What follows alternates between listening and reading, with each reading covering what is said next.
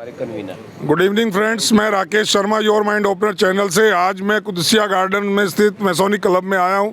यहां MCD engineers की जो एक्टिविस्ट लोग हैं, जो लीडर लोग हैं, उनकी एक मीटिंग चल रही थी। उन्होंने एक बहुत बड़ी मीटिंग बुलाई थी और उस मीटिंग में एमसीडी इंजीनियर्स की एक फोरम का गठन हुआ है और वो फोरम जो है वो काम करेगी इंजीनियर्स के वेलफेयर के लिए, इंजीनियर्स की डिग्निटी को मेंटेन करने के लिए और इंजीनियर्स के जो भी काम हैं, जो परेशानियाँ उनको दूर करने के लिए काम करेगी। और उसके पीछे जो बैकबोन है, जिसके जो प्रेरणा स्रोत हैं, मैं ऐसे कुछ शख्सियत को आपसे मिला रहा हूँ। बहुत ही पुराने दिग्गज लीडर माने जाते थे और पूरे दिल्ली इंजीनियर्स एसोसिएशन में भी एक्टिव रहे। एपी खान जी मेरे साथ हैं।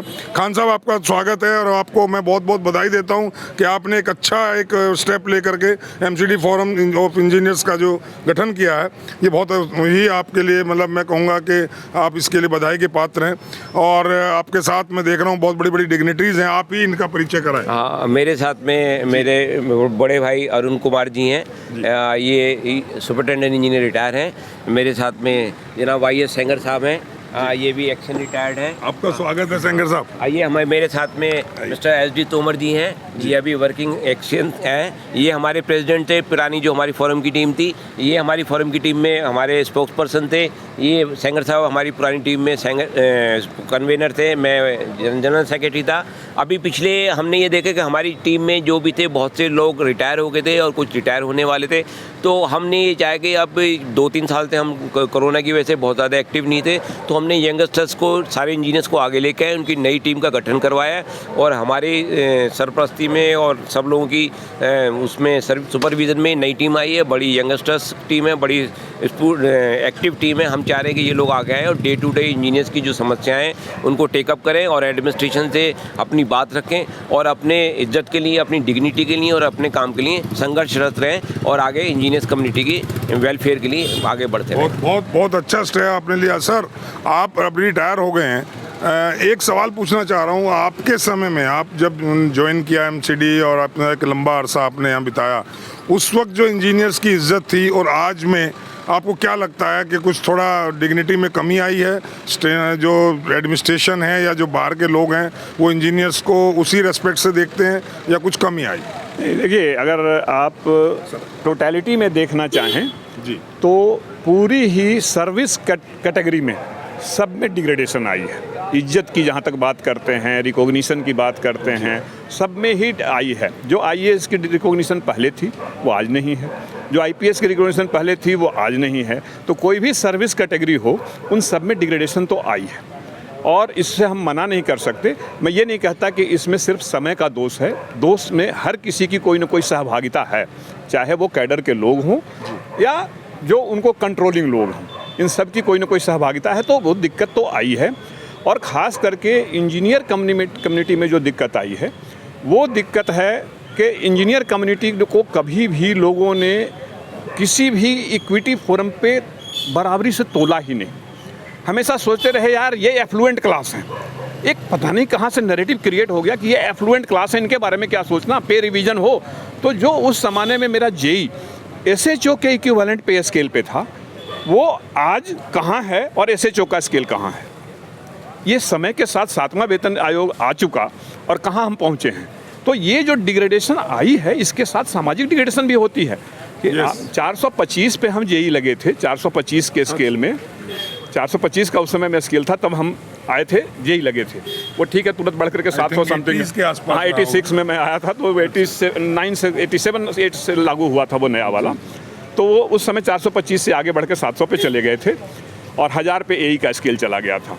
तो खैर, ये तो चीज़ें वहाँ जो भी थी, और उस 425 के इक्विवेलेंट लोग आज किस स्केल पे हैं और JEE कहाँ पे है, इनको मिला के देखिए। इवन दूसरे डिपार्टमेंट से भी कंपेयर करें तो MCD में भी स्थिति उतनी अच्छी नहीं है, एट पार नहीं है। ये जो फोरम का आज जो गठन हुआ है, आप समझते हैं इससे जो हमारी डिग्निटी जो है कुछ थोड़ी कंट्रोल होगी, मन वहीं पर रहेगी या थोड़ा ऊपर उठ सकती है, थोड़ी इज्जत में इजाफा हो सकता है? नहीं, ये इसमें तो कोई दो मत है ही नहीं। फोरम का गठन तो आज नहीं हुआ है, फोरम तो पहले से गठन हो चुका था। बीच में ट्राइफर्केशन और कोरोना के कारण से फोरम की एक्टिविटीज़ जो है वह स्कैटर्ड थी या साइलेंट सी हो गई थी, या जैसे हम 3 टुकड़ों में बट गए ना, तो फोरम किस इशू को कहाँ पे करे, तो वो एक पिक एंड चूज वाली स्थिति हो जाती थी, टोटलिटी की नहीं थी।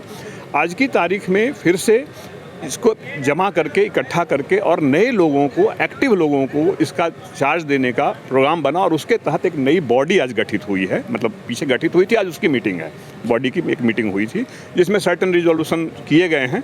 तो कुल मिलाकर के अगर मैं आज देखता हूँ आज के हालात में जो लोगों का उत्साह था और जो लोगों का कंसर्न था, वो इंडिविजुअल कंसर्न से ज़्यादा लोगों का कैडर के प्रति कंसर्न था और ये एक बहुत बड़ी अच्छी चीज़ दिखाई पड़ी, पॉजिटिव सोच चीज़ नज़र आई है, एक बहुत पॉजिटिव चीज़ नज़र आई है इसमें। और ये चीज़ आगे बढ़ती रहनी चाहिए और इसमें कहीं ये पिछड़ेंगे, कहीं ये इनको दिक्कत होगी तो हम हैं ना, हम हैं, हम अभी भी इनके साथ हैं। आपको होप है कि ये आगे बढ़ेगा? बिल्कुल बढ़ेगा, बिल्कुल होप ही नहीं है, हम इसे बढ़ा के ही रहेंगे।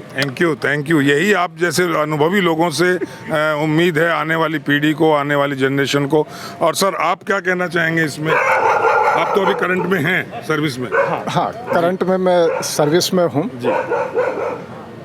हमारी जो पुरानी फोरम थी और जो पुरानी टीम है, जो पथ प्रदर्शक बनी है अब नई टीम के लिए, एक तो हम कहना चाहेंगे हमारी बहुत शुभकामनाएं हैं नई टीम को। हमने एक नई टीम हमारे सामने गठित हुई है, ऊर्जावान है और हमारे जो छूटे हुए काम हैं उनको आगे बढ़ाने में हमें पूरी उम्मीद है कि वो सफल रहेगी।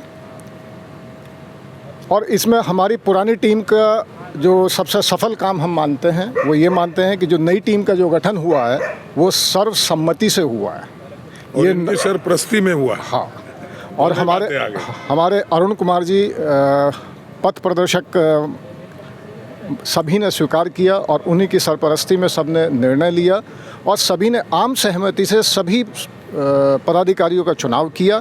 ये एक हमारे लिए बहुत बड़ी उपलब्धि है। फोरम ऑफ एमसीडी इंजीनियर्स की इससे बड़ी उपलब्धि मैं नहीं समझता कोई और हो सकती है। अगर आप किसी भी विभाग में जाएं जहां पे इंजीनियर्स का या बाकी किसी भी फोरम या एसोसिएशन का अगर चुनाव होता है तो वहां पे चुनाव अवश्यम भावी हो जाता है, क्योंकि लोगों को अपने अपने पद के लिए लड़ते हैं और वो डेमोक्रेटिक राइट भी है, उसमें कोई बुराई नहीं है। लेकिन हमारी जो सबसे बड़ी अचीवमेंट है वो हमने सर्वसम्मति से सारी टीम सभी ने चुनी। बहुत अच्छा। और सेंगर साहब, नई टीम जो चुन के आई है उसके लिए कुछ कहना चाहेंगे? उसको आप अपनी तरफ से बधाई या कुछ भी? नई टीम बहुत अच्छा काम कर रही है, मैं उनको बधाई देता हूँ। थैंक यू सेंगर साहब। तो सुना दोस्तों, एक अच्छी शुरुआत, पॉजिटिव शुरुआत, just to maintain the dignity, just to increase the prestige of engineers in eyes of society। ये एक बहुत अच्छा काम है। जहाँ तक पर्सनल प्रॉब्लम्स की बात है वो तो दूर होंगी ही होंगी, लेकिन जैसा अरुण कुमार जी ने बताया कि हम चाहते हैं कि जो एक खोई हुई हमारी इज्जत है या जो इज्जत थोड़ी डिग्रेड हुई है उसको हम अपग्रेड करें, उसको मेंटेन रखें, ऐसी हम कोशिश करेंगे। और इनकी सरपरस्ती में आने वाली ये इंजीनियर्स फोरम ऑफ एमसीडी की जो है बनी है, ये काम करेगी, ऐसी इनको उम्मीद है और मैं इसके लिए इन सबको बधाई देता हूँ आप सबको।